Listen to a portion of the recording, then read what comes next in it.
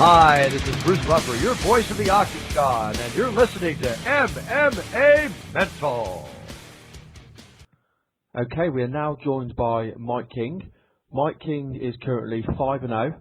He trains at the American Top Team, and I think it's fair to say big things are expected of Mike. He's had five wins with 5 stoppages. First of all, Mike, thank you for joining us today. Yeah, thank you. And how are things with you at the moment? I'm doing well. I'm actually in Denver right now. Nate Marquardt fights Jake Ellenberger up here on the upcoming 158, and I'm in his camp. We're getting ready to spar for the last time tomorrow, and then he'll be cruising to the finish line at that point. Yeah, I did see a tweet go out actually from Nate, and I saw your name included in there, so I was going to talk to you a little bit about that. But before I speak to you about helping Nate prepare for his fight, I'd just like to talk to you a little bit about you and your background and what got you into mixed martial arts. So obviously, I know you're 5-0. What's your semi-pro record or your amateur record? Excuse me? What's your amateur record? Oh, my amateur record was 7-1. Okay, so you're 7-1. So what made you want to get into mixed martial arts? I had a football coach in college. I had started wrestling when I was 4, and he knew this because he was from the area I was from. And after I was done, well, actually my junior year, he got me into boxing, so I started training boxing for 2 years before I graduated. And then we took my first amateur fight following my graduation. So I guess I can kind of attribute me even getting into the sport to one of my coaches in college. And how long was you doing amateur fighting before you stepped up to pro? Let's see here. It was probably I think it was 2008 to 2000, like the 11 areas, about 3 years. And what made you want to go pro? My girlfriend right now, we've been together for about 3 years, and she's been here since the beginning of my career, and she was kind of the driving force. Without her support, it'd be difficult to be traveling around as much as I do without her blessing. So she makes it easy on me, and yeah, it was a way for me to make money, and I was sick of working the corporate job that I was working after I graduated, and it was just a general push or a general need for change at that point. Now, obviously, like I say, you're 5-0 with 5 stoppages. You've got 4 stoppages by submission, but it's a little bit misleading because obviously 2 of them are submission to strikes, and then of course you've got a TKO. How would you describe your fighting style? Well, so with my wrestling background, I started at a very young age. It's kind of like a ground and pound. I don't really like you see a lot of times now people taking people down and just kind of laying on top of them. But I'm more of I like to strike from the ground. And obviously, we can see that you're a finisher. You like to get in there and get the finish and get out. Yeah, that's exactly it. I mean, the fans want to see finishes. They don't want to see boring decisions.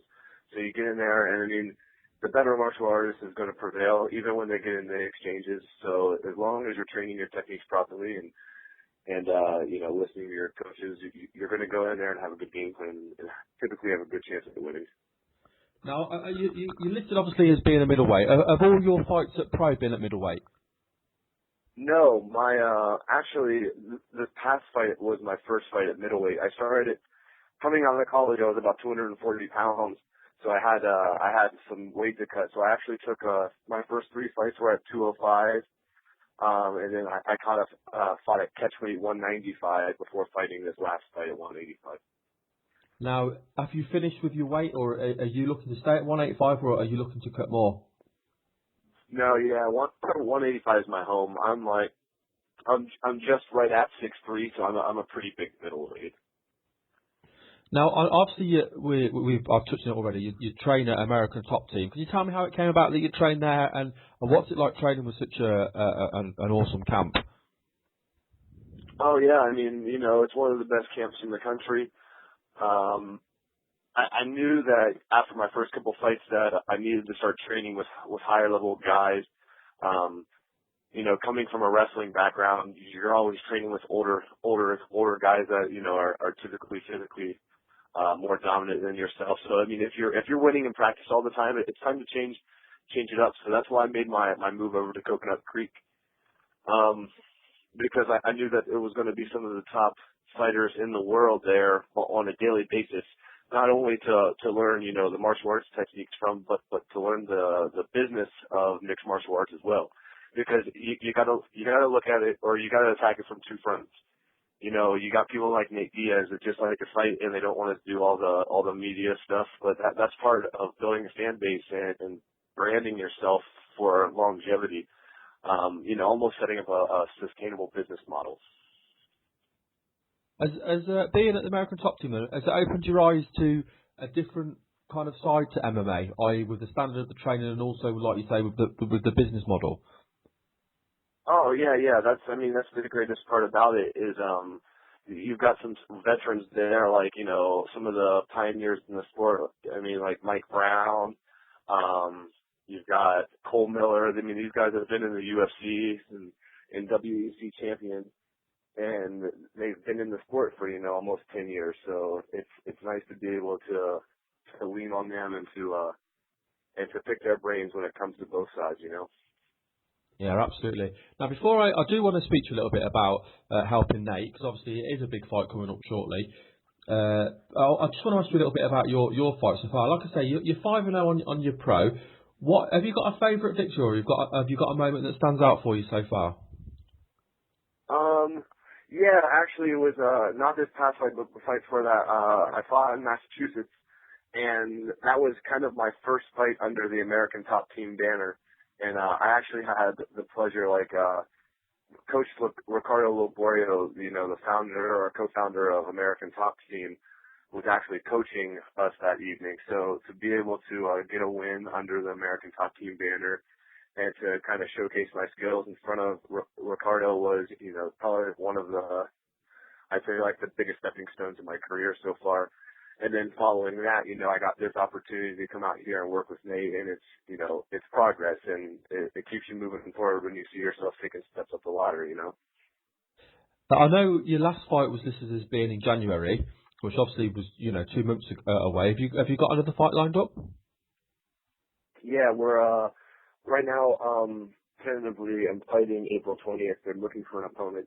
I signed a 5-year or a 5-fight deal with one of the biggest regional promotions in South Florida called CFA, which is the Championship Fighting Alliance.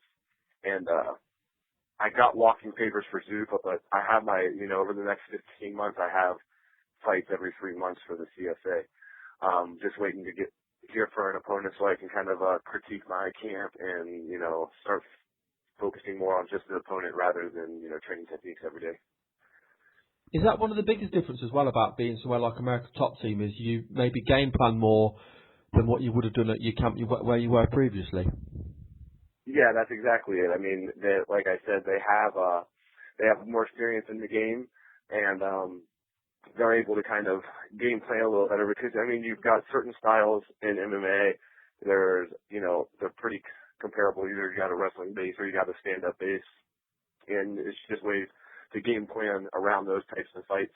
And when you got that kind of experience in your corner, it makes it real easy, Now I know Patrick's eager to jump in, but before I do let Patrick jump in, I do want to ask you about Nate Marquardt. Obviously, he has got a big fight coming up against Jake Ellenberger, and I know he sent a tweet out thanking all the people that have helped him, and you were included in that tweet.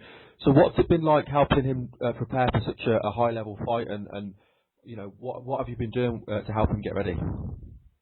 Yeah, actually, everybody knows Jake Ellenberger's got a great background in wrestling.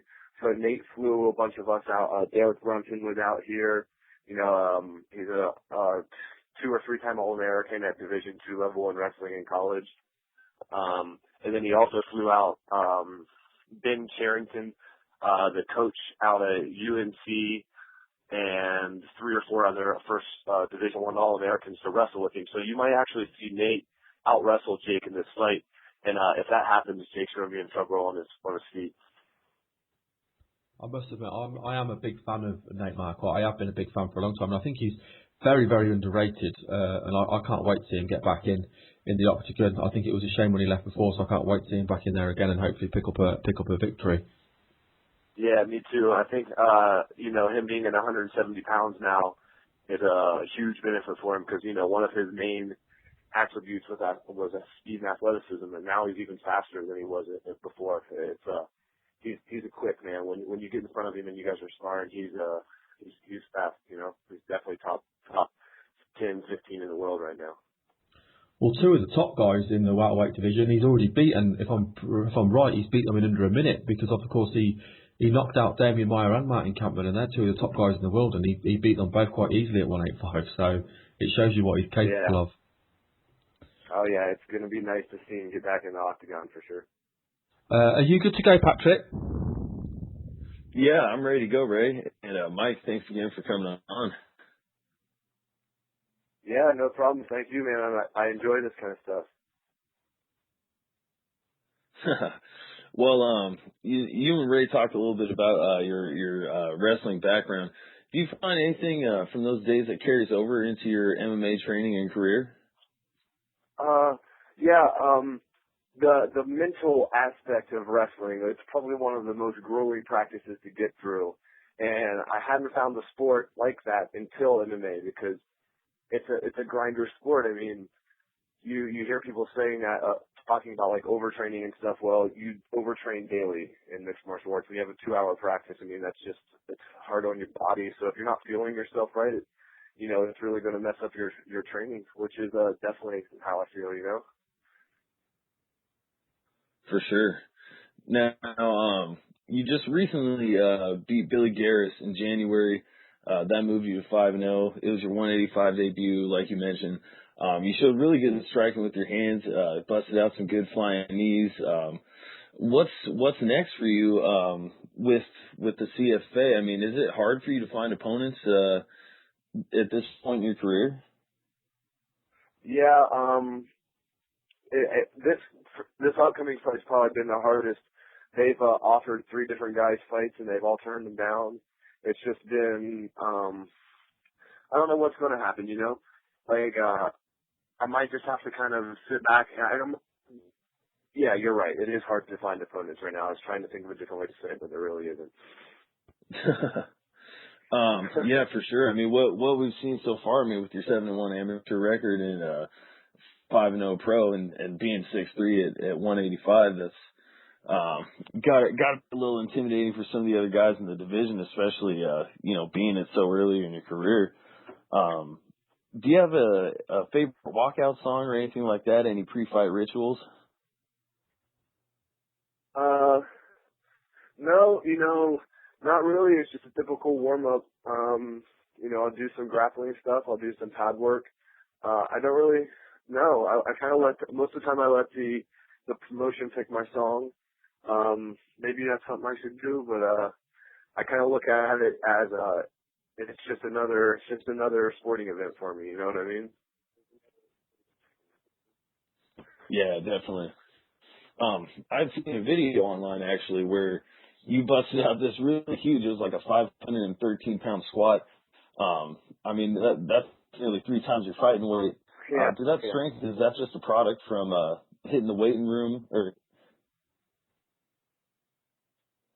For sure. Well, yeah, it's been great having you on, Mike. We'd like to give you a chance. Yeah, it was fun, dude. I really appreciate it. Yeah, thanks for coming on. Please let the fans know how they can follow you on Facebook or Twitter, and if you have any sponsors, feel free to give them a shout out. Yeah, you can follow me at MikeTheMan.com on Twitter. I also have Instagram at Michael Ryan King.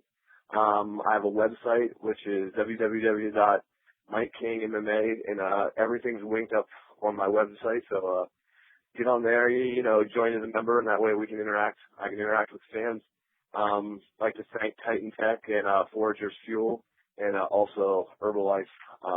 Those are my 3 main sponsors, and they keep me rolling, man. Very cool. Well, thank you very much for coming on, Mike. We really appreciate it, and we're looking forward to seeing what's next.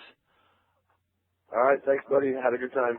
We'll post a link to your site on our site as well, Mike, so people can come and find you via our site. Yes, that'd be awesome. Cool. Thank you. Thank you very much for your time, mate. Yeah, I'll talk to you. Bye. Cool. Bye.